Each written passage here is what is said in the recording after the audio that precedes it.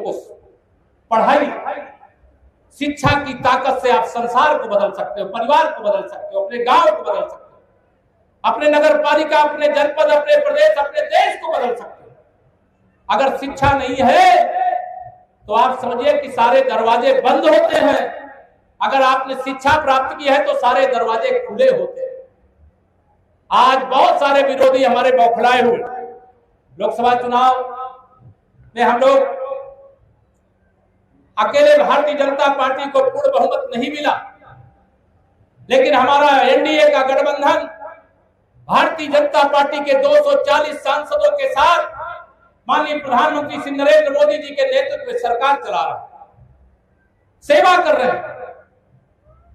बाबा साहब जो चाहते थे महिलाओं के लिए आरक्षण, उनको अधिकार, समानता का अधिकार कैसे होगा अगर पुरुष संसद और विधानसभा में बैठे और महिला लोकसभा और विधानसभा में ना बैठे, तो ये समानता नहीं है।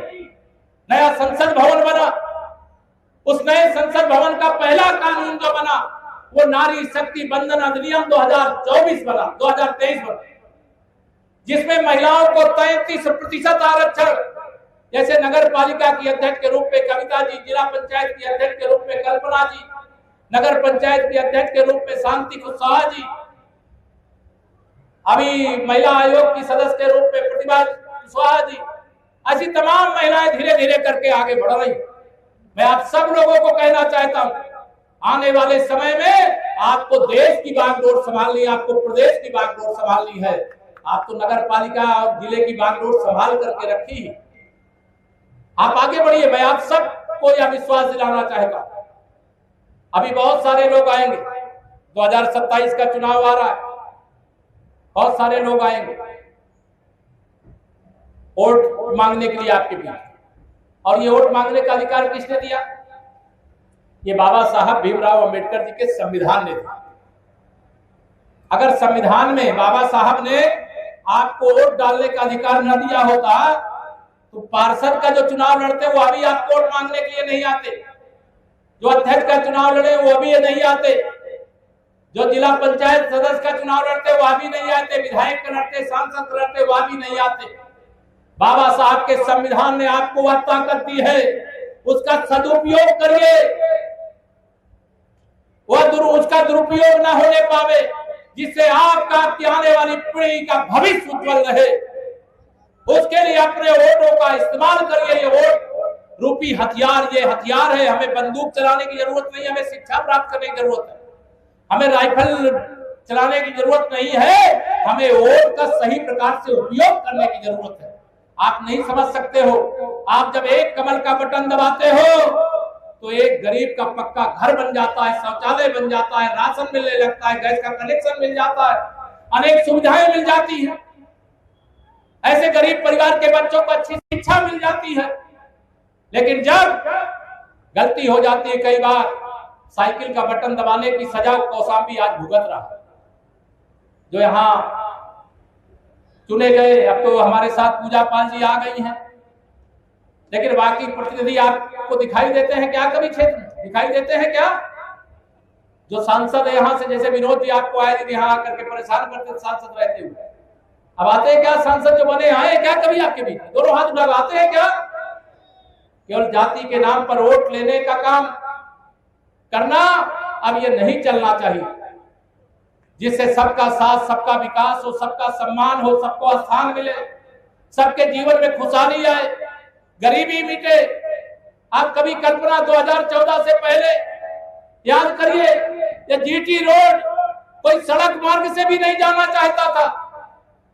ये जो जीटी रोड से आप पंजरपुर की तरफ जा रहे हैं, 2014-2017 से पहले तो चित्रकूट तक कुछ दिन में यहाँ भी सड़क रामबन मार्ग भी बन करके तैयार हो जाए।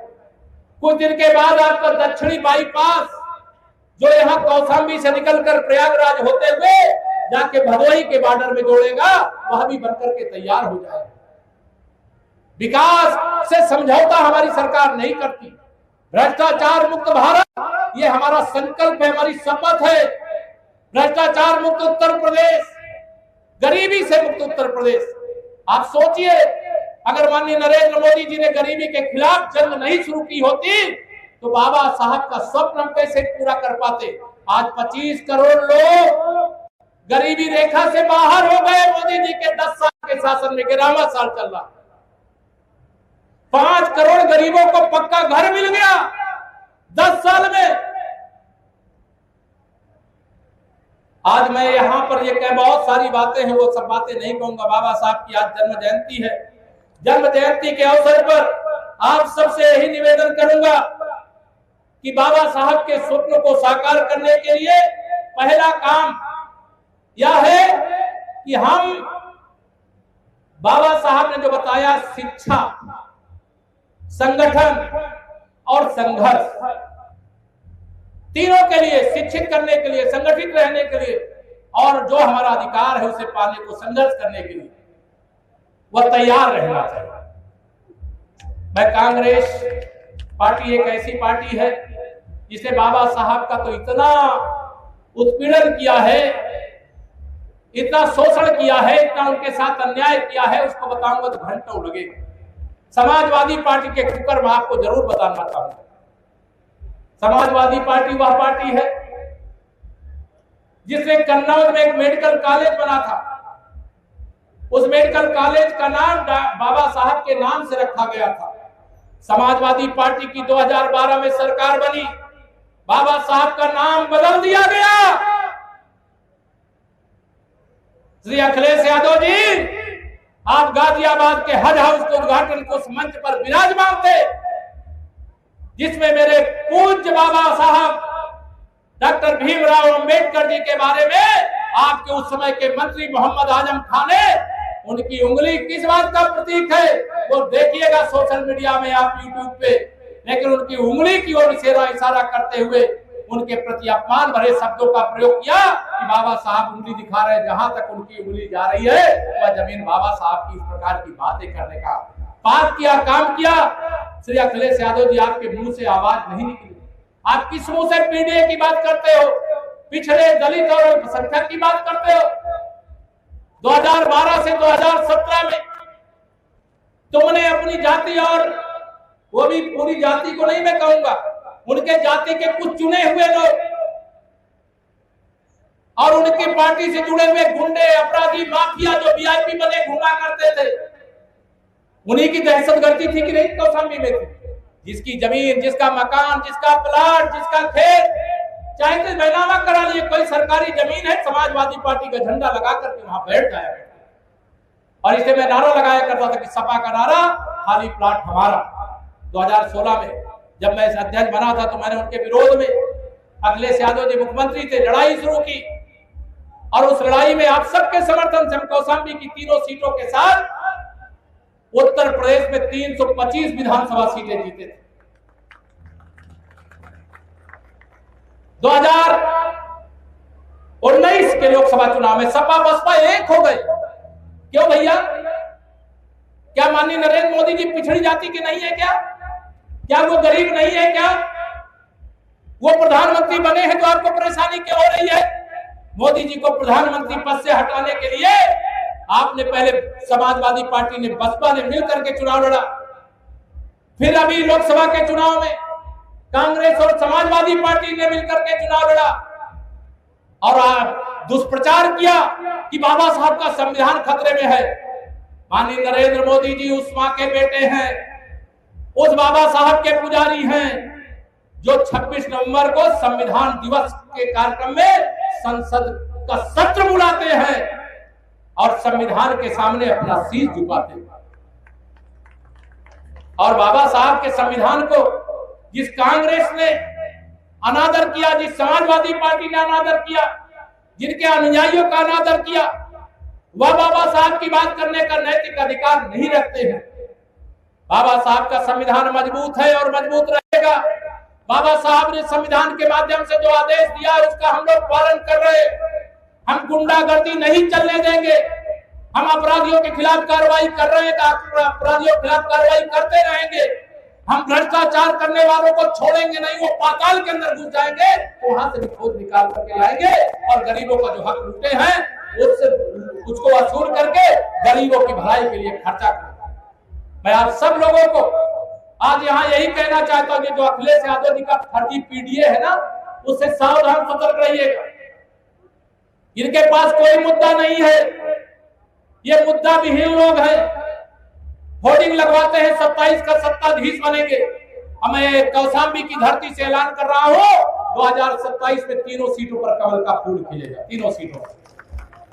और उत्तर प्रदेश में 2027 में 2017 दोहराएंगे, फिर 300 से अधिक सीटें जीत करके उत्तर प्रदेश की जनता की सेवा, सबका साथ सबका विकास बिना भेदभाव के करने का काम करेंगे। जिन पिछड़ों और दलितों की ओर से श्री अखिलेश यादव जी आपने मुख्यमंत्री की कुर्सी हासिल की थी, भूल मत जाइएगा। सपा के शासन में बताइए अत्याचार हुआ था कि नहीं हुआ था? पुलिस गुंडों से डरती थी, गुंडे उस समय पुलिस से नहीं डरते थे। लेकिन आज बड़े बड़े गुंडे कहां चले गए? या तो यूपी छोड़ करके चले गए, या जेल में भेज दिए गए, या तो पुलिस मुठभेड़ में उनको जहां जाना चाहिए वहां पहुंच गए। मैं आप सब लोगों को यहां पर कहना चाहता हूं, 2027 का विधानसभा चुनाव आ रहा है। अभी ये दुष्प्रचार करने वाले फिर आपके बीच में आएंगे। मैं आपको बागडोर सौंप करके जा रहा हूं, 2027 में आपने भरवारी में कमल खिलाया, हम भरवारी नगर पालिका को कमल के तरह खिलाने का काम कर रहे हैं। जहां कमल खिला वहां कमल की तरह खिलाएंगे। अभी कौशाम्बी में कमल खिलाने का काम बाकी, उसको खिलाइए। और जानते हैं कमल खिलाएंगे तो लक्ष्मी जी तो आएंगी ही आएंगी। डबल इंजन की सरकार है, देश और प्रदेश दोनों का खजाना खुला हुआ है। कविता जी सहित, वीरेंद्र जी सहित जितने नगर पालिका नगर पंचायत के, जिला पंचायत के हमारे सब सदस्य साथी, सबको कहना चाहता, कोई कमी नहीं है पैसे की। आप विकास करिए, प्रस्ताव दीजिए, जितने प्रस्ताव भिजवाने का काम करेंगे उनको स्वीकृति करवा करके हम भी वहां से शासन से भिजवाने का काम करेंगे। कि आप सबको भरोसा दिलाते हैं, जो भी मांगे हो अलग से बना करके करिएगा। आज चूंकि बाबा साहब की जन्म जयंती है और उस जन्म जयंती के अवसर पर मैं आप सबको इतना ही निवेदन और अनुरोध करके जाऊंगा कि आज क्या है, आज गरीबों का सबसे बड़ा त्योहार है, दलितों, पिछड़ों, वंचितों का सबसे बड़ा त्योहार है। जैसे हमारे लिए दिवाली, जैसे हमारे लिए विजयदशमी, जैसे हमारे लिए होली, वैसे ही हमारे लिए बाबा साहब की जन्म जयंती। यह ध्यान रखना, और ये ध्यान रख करके अगले वर्ष जब 14 अप्रैल को हम लोग मिले तो यह स्थान तो इतना बड़ा है कि पार्टी का भी कार्यक्रम यहाँ हो सकता है, बाबा साहब की जयंती का समारोह भी यहाँ पर हो सकता है। अब तो बाबा साहब के नाम का चौराहा भी है और बाबा साहब के नाम का भवन भी है। और यह जिला हर प्रकार से आगे बढ़े, उसके लिए जो भी जरूरत होगी वह करेंगे। आप सब इतनी बड़ी संख्या में इस भीषण गर्मी में यहाँ पर आए हैं। आज मुझे कौशाम्बी के बाद प्रयागराज में भी बाबा साहब की एक मूर्ति का वहां पर भी अनावरण करना है। आज का दिन हमारे सबके लिए ऐतिहासिक दिन है। 15 तारीख से 25 तारीख तक भारतीय जनता पार्टी द्वारा विचार गोष्ठी का आयोजन किया जाएगा। बाबा साहब को लेकर के, संविधान को लेकर के, भारतीय जनता पार्टी के द्वारा जो किया गया विषयों को लेकर के, गरीबों के लिए जो किया गया, किसानों के लिए जो किया गया, महिलाओं के लिए जो किया गया, उन सारी चर्चाओं को आगे बढ़ाने के लिए संगोष्ठी होगी। उन सब में आप यथास्थान जहां जहां जाना हो वहां हिस्सा लीजिएगा। आज मुझे यहाँ के कार्यक्रम में बुलाया गया, मैंने संक्षेप में अपनी बात रखी। आप हमारे तीनों वर्तमान विधायक यहाँ नहीं बोल पाए, वो बोलना चाहते थे, क्योंकि मुझे जाना है आगे, इसे मैंने उनका समय लेकर के आप सबके सामने अपनी बात रखी है। आप सब लोग खुश हो कार्यालय बनने से? जो लोग खुश हो जरा हाथ उठाओ, जरा। उधर नहीं खुश हो क्या? दोनों हाथ उठा के बताओ ना, खुश हो ना? कार्यालय बन गया और ऐसे स्थान पे कि हाईवे पे जब जो चाहे जिस समय चाहे वो आ सकता। कार्यालय अच्छा बना है, या भी मुझे कहने में कोई संकोच नहीं है कि अगर डीएम का कार्यालय जैसा बना है वैसे नगर पालिका अध्यक्ष का भी कार्यालय बना। कार्यालय खराब नहीं, बहुत अच्छा बना। बैठक भी हो सकती है, चर्चा भी हो सकती है। और यहाँ आगे मैं तो यही कहूंगा कि ये जो पंडाल लगाना पड़ रहा है, ये पंडाल भविष्य में न लगाना पड़े, इस प्रकार की भी यहाँ पर व्यवस्था करने का प्रयास कर लीजिए। जहाँ कोई जरूरत हो मुझे भी बताइएगा। हम चाहते हैं कि हर दृष्टिकोण से विकास हो और विकास का लाभ हमारे गरीबों को मिले, हमारे किसानों को मिले, हमारी महिलाओं को मिले, हमारे नौजवानों को मिले, हमारे भरवारी नगर पालिका, सभी नगर पालिका नगर पंचायतों को मिले, गाँव को भी मिले। यही अपेक्षा करता हुआ मैं अपनी वाणी को विराम दूंगा। आप सबसे फिर बोलो, दोनों हाथ उठा करके बोलिए जय भीम।